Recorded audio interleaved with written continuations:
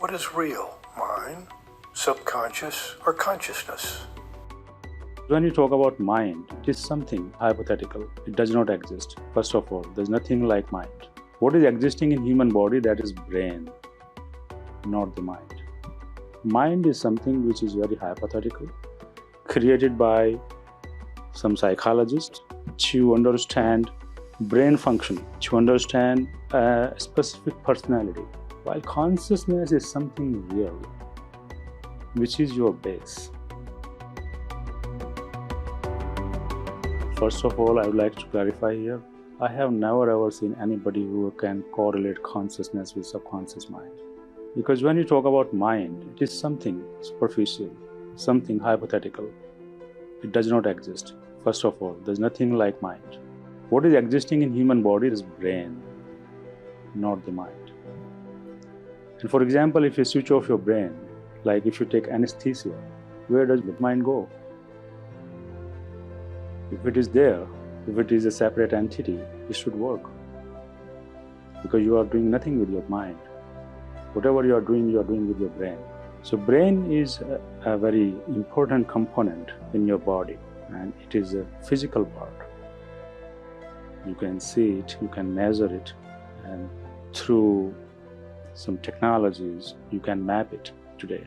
There are trillions of neurons in your brain which are functioning on the basis of receiving information, and that information is being sent to all those relevant vital organs of your body and all those motors which are installed in specific parts of your body to act. So mind has been created by some psychologists to make it easy for them to understand your physiological functioning. Because brain itself is a very complicated entity. It's not very easy to understand even for scientists, for researchers, for doctors. Still, it's a mystery. Because when a person dies, brain dissolves completely. There's no brain at all.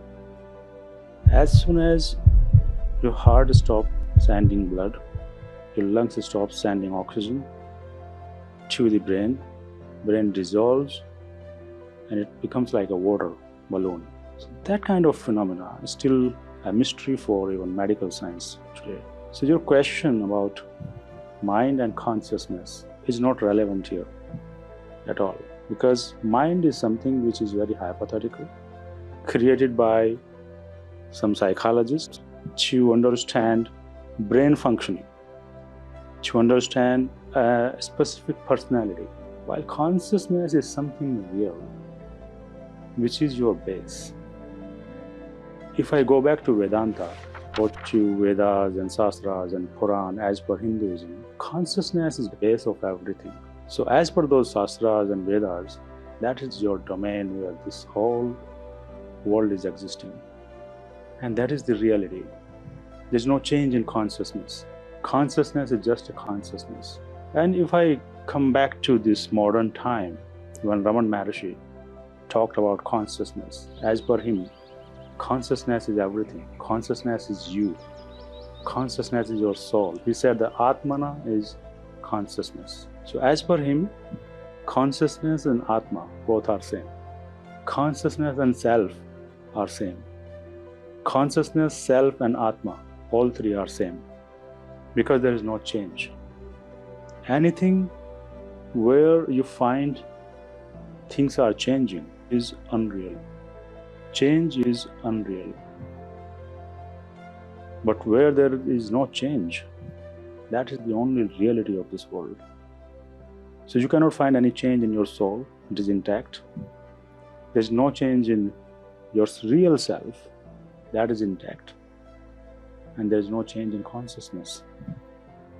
That is why consciousness is real thing. So there is no comparison, no correlation between mind and consciousness. One is completely a hypothetical entity and second is real thing. How does your brain work if I come to that point? Like if you say mind, you can be more specific. What is mind? Mind is a bundle of thoughts. When thoughts arise, you can say that it's your mind. But where does it exist? There is no specific place. You cannot say this is the mind, but you can say this is the brain, right? So mind and thought, they have correlation. When you need to understand thoughts process, then it's easy to understand it on the basis of your mind structure. Like your brain functions on three levels. The first part is your cognitive, where your brain is receiving information and inferring ideas. And second part is memory, where that information is being stored. And third part is primitive memory, where all those old memories are also stored. And they appear on surface when you tap on that specific instance of life. But when you talk about mind, they divided mind also in three parts. Conscious, which is your cognitive brain. Subconscious, which is memory part. Unconscious, which is primitive memory or deep memory. Or you can say your DNA memory or DNA programming. That is primitive memory. So how do you understand this? Because brain is very complicated thing. And if you are going to understand brain, it may take your whole life to understand it. Because each and every neuron in itself is an independent entity and very complicated. You have not developed any tools or technology to understand that single neuron. And as I said, there are trillions of neurons in your brain. They are activating, they are deactivating on the basis of information, on the basis of your stress level. And so the mind. So when you take anesthesia, any type of anesthesia, the person is completely like in vegetative state. Brain is not functioning. But when we say brain is not functioning, the cognitive part of brain is not functioning. But that primitive part of brain or that memory part of brain, where essential programming is there, which is necessary to keep your vital organs functioning, cannot be put on this sleep mode. Like sleep also has three different modes. When a person goes to bed, the first 3 hours of his efforts, or in today's time because the stress level is high and people are very engaged in their professions, so they can't sleep for 8 to 9 hours. But if you take 6 hours sleep time, then the first 2 hours are preparatory, 2 hours are deep sleep, and then last 2 hours are when your body is planning to come out of it. It's a process to activate all those functions or vital organs of your body. You have actually 2 hours deep sleep. Those 2 hours are crucial for you. If you are not taking deep sleep, you cannot feel revitalized during the day. You cannot feel energized. You feel sleepy and drowsy, and sometimes you can feel nausea also. This deep sleep means when your cognitive brain and some portion of your memory also deactivated. But primitive part of your brain or primitive memory part of your brain is functioning, where only your heart and lungs and vital things are. In function mode, everything else is deactivated. And that is necessary for every human being to restore energy. So where is mind in this whole process? There is no mind. It has no traces of existence at all. But just to make you understand what is your personality, how do you think, how do you act, how do you decide, it is just for a human being's own understanding. Second thing, when I talk about consciousness, you can say when you say this is the base.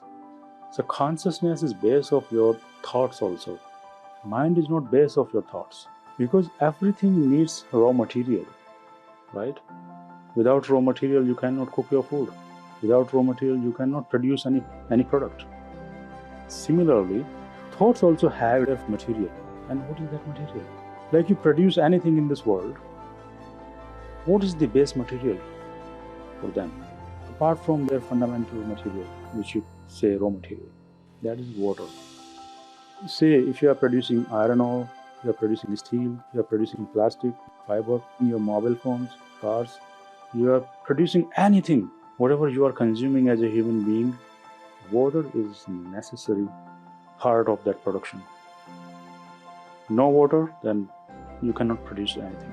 Similarly, your thoughts have raw material, which your five senses are collecting in terms of information. On the basis of that received information, thoughts are being formed. But then they need raw material, the main essence, to mix all those things together. That is kind of water. And what is that fluid? What is that water? That is the consciousness. Without that consciousness, you cannot produce anything. And that is why I always say that quality of thoughts is directly associated with the quality of your consciousness, the level of your consciousness. It's like when you are using contaminated water in cooking your food. This would be poisonous. You cannot eat that. And if you eat, you can get sick and die. Similarly, when your consciousness is contaminated, then your thoughts are not quality thoughts. And your decisions are obviously wrong. So that is why I say quality of your life is directly associated with the quality of your thoughts, which you are holding with yourself all the time.